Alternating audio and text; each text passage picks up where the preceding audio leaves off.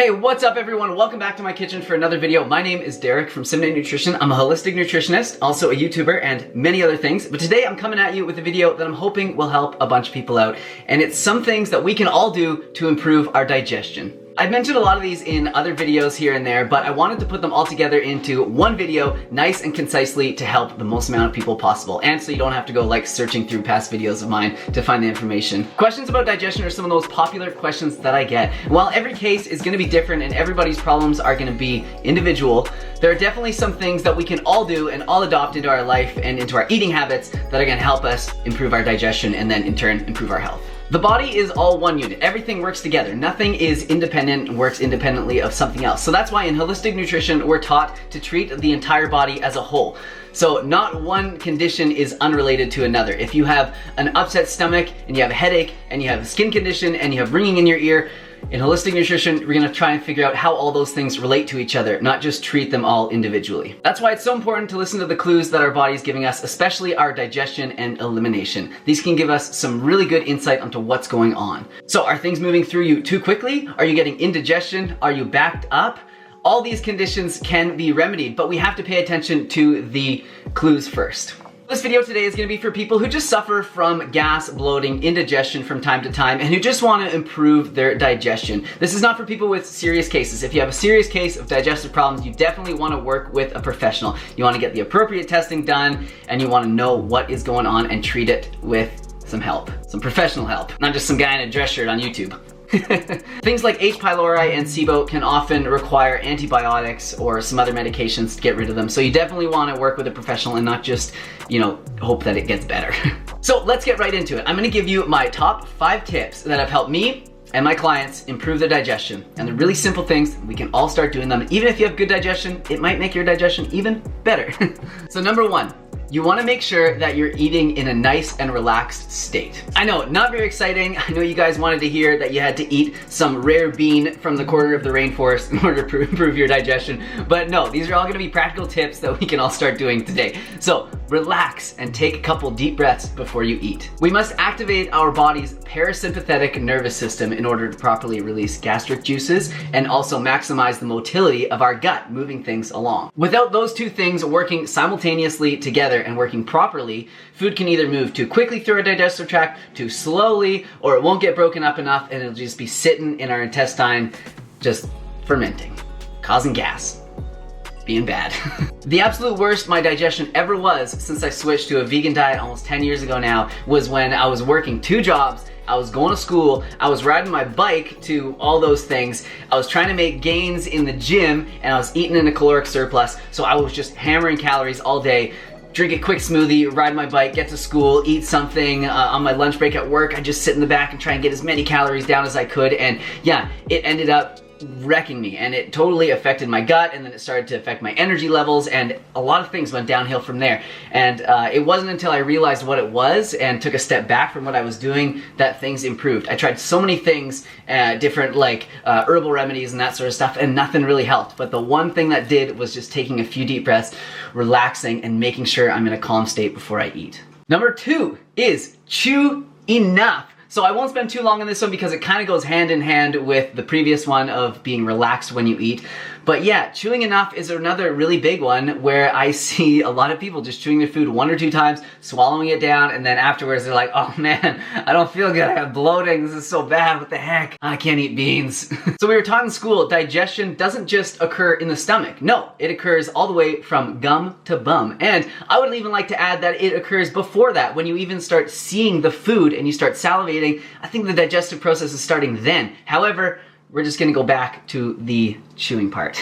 If we don't chew our food enough and we swallow it down in big chunks, what happens is we get these huge chunks of food just sitting in our stomach, and our stomach acid is doing the best that it can to break that down, but it can't do it because this is just a huge chunk of food sitting in there. It's meant to break down little bits of food that we've chewed up. So that moves down further into the digestive tract, and that's where it can ferment and cause bloating and other issues. So next time you take a big bite of food, just chew it up like you normally would and see how many times you chew it before you go to swallow it down. And I bet you'll be surprised. I bet a lot of you guys it's probably between maybe 7 and 10, maybe 12 chews at the most, when in reality you want to be chewing your food a lot more than that. Try and be over 15 to 20 times before you swallow it down. And honestly, it seems tedious and like annoying, but watch your digestion improve. Not only does chewing your food manually break down the food, but it also chemically breaks it down as well. So we all know that when we're chewing, we release saliva in our mouth. And in that saliva is an enzyme called salivary amylase. And amylase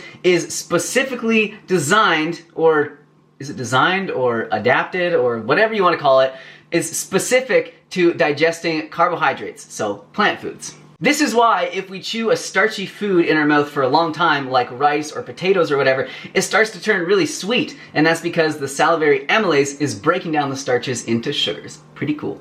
So number 3, this one is for those of you who are either new to a vegan diet or new to plant-based eating or who are just incorporating more whole plant-based foods into your lifestyle. And that is to increase your fiber and new food intake slowly. We have to remember that we've been eating a certain way for most of our life. It could be 10 years, it could be 40 years. And all of a sudden we want to change that and we hope that our body is just going to adapt overnight. And that's not what happens. It will adapt, it does take time, our microbiome adjusts, the enzymes and the gastric juices that our body releases will adjust to the diet that we're eating, but it does take some time and it definitely doesn't happen overnight. So just to give you an example, on a day where I'm eating mostly whole foods, lots of beans and lentils and things like that, I can get over 100 grams of fiber in a day. Whereas a lot of Americans struggle to get the RDI of 25 grams of fiber in a day. So you can imagine if someone's eating like 10 grams of fiber per day and then all of a sudden they see me and they start eating like me one day and they're getting like 110 grams of fiber. They're gonna have a really tough time with that. But at the same time, I bet you they're having a pretty tough time before eating only 10 grams of fiber. So it definitely is worth it to go through the transition to get more fiber into your diet. I mean, we know fiber is so beneficial. It is the prebiotic food for our probiotic bacteria that's in our gut. It helps to get rid of excess cholesterol. It helps us to feel more full for longer. And we know that a high fiber diet is good for helping to ward off certain types of cancers, heart disease, stroke, diabetes. So yeah, fiber is definitely something we want a lot of in our diet.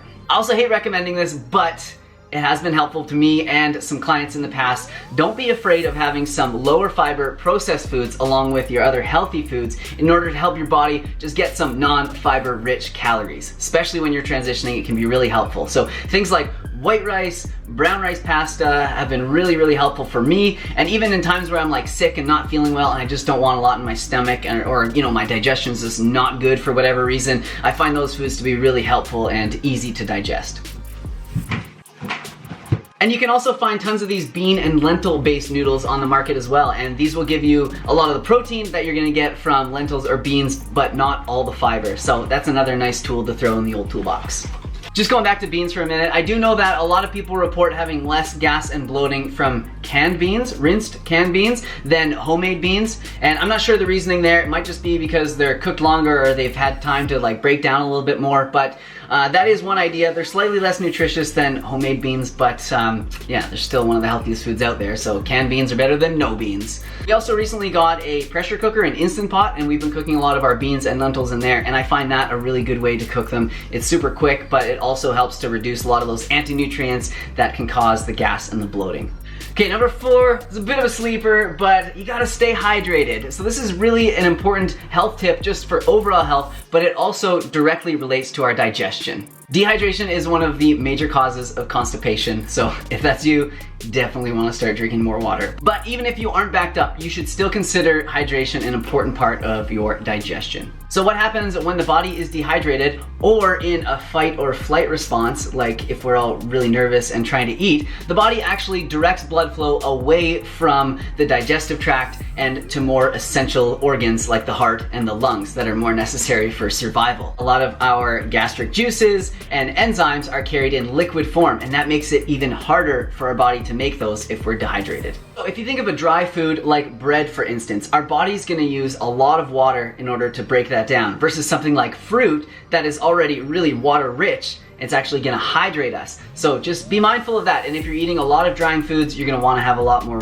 water with it, preferably before and after your meal, not right during your meal, but you can definitely have a couple cups of water with your food, and it often helps things go down as well. So I know that people often worry about diluting their stomach acid when they drink water with their meal, and you can definitely do that if you drink a lot of water, but a couple cups of water at dinner isn't gonna be a make or break situation or anything. So tip number 5 is to cook your food. And I'm not saying that raw food is bad. I think having lots of raw food in our diet is a really good thing, but especially for people that are transitioning or just starting to introduce more fruits and vegetables into their diet, cooking food is really gonna help you out. And I know it's a sexy idea to think like raw is the best and eating food in its most natural form is gonna be the best for us, and whatever, exactly how it comes from the ground is exactly how we should eat it, and that's just not the case. Raw foods are really good for us, but sometimes cooking them actually makes them more digestible, easier to break down, easier to chew, and we might actually absorb more nutrients from it that way. So the process of cooking actually helps to break down some of the fibers from food,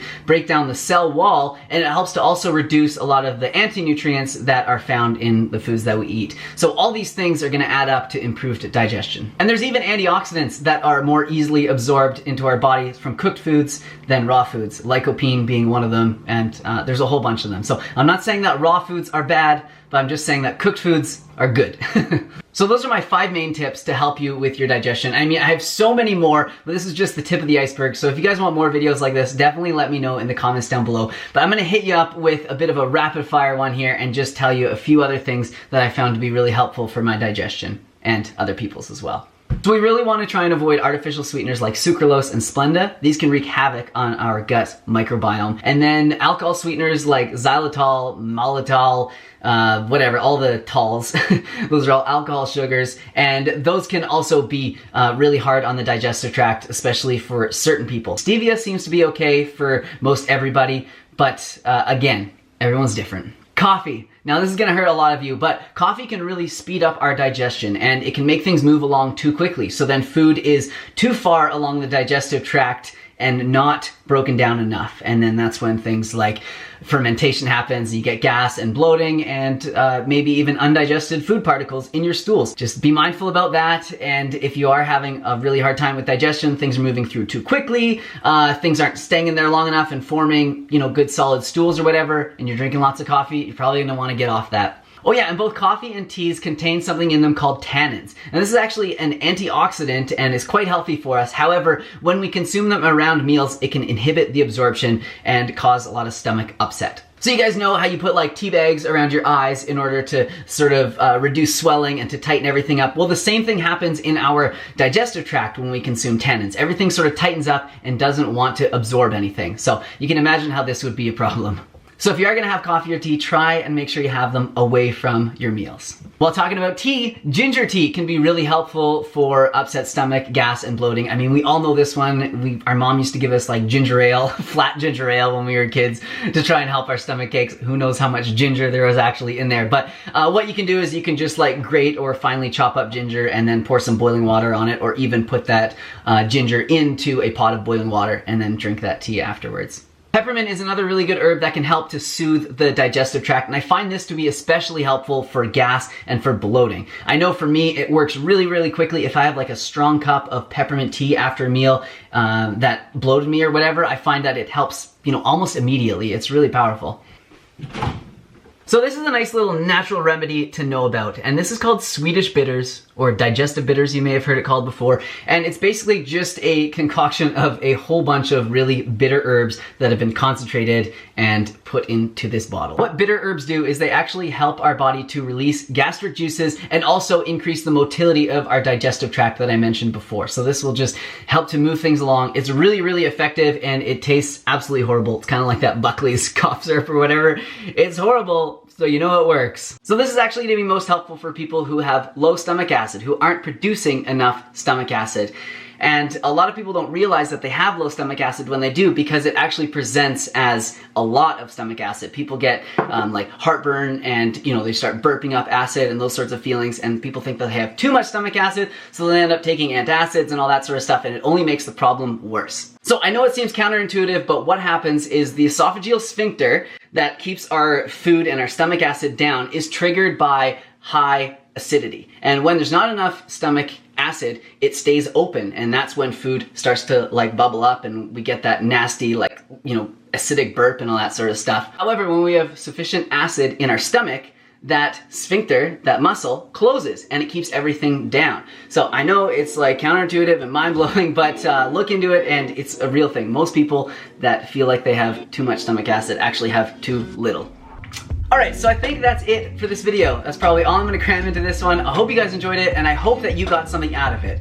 That is my main goal with this channel, is to help you all be as healthy as you can so that we can go on and do amazing things in our lives and in our communities, because without health, it's really hard to do those things. So if you have any tips or tricks that have helped your digestion that I didn't put in this video, definitely put it in the comment section down below, and it will help everybody out. So if you did enjoy this video and you think it's helped you out, definitely leave a like, because you know it helps me out. It's not for my ego, it's to tell YouTube I'm making good content and to recommend it to more people. Subscribe if you want to see more from me, and I will see you soon with another video. Peace. Chug, chug, chug, chug.